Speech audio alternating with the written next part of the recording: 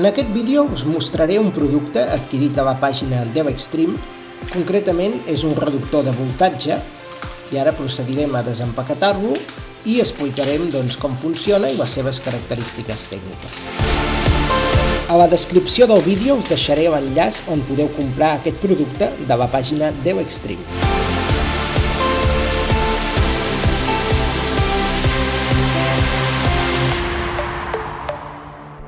Aquest mòdul el podem alimentar entre 3 i 40 volts de corrent continu. A la sortida obtindrem entre 1,25 i 35 volts de corrent continua. La intensitat màxima que suporta aquesta placa és de 3 amperes, tot i que aconsellem no sobrepassar els 2,5.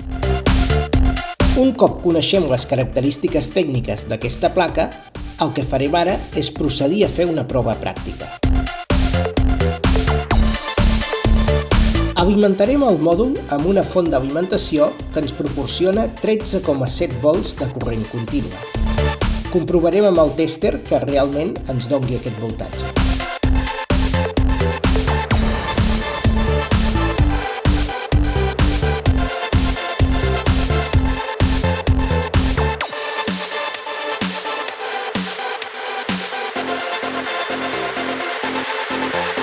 Seguidament connectarem els cables de la font d'alimentació a l'entrada del mòdul, respectant el positiu i el negatiu.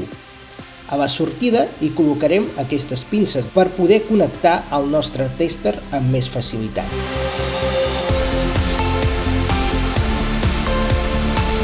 Si observem el nostre voltímetre, veiem que marca 13,02 volts a la sortida.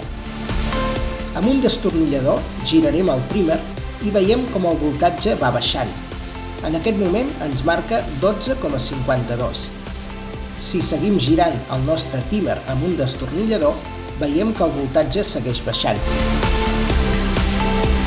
En aquest moment ens marca 9,01 volts, mentre que a l'entrada hi veiem 13,7 volts, que és el que ens està donant la nostra font d'alimentació.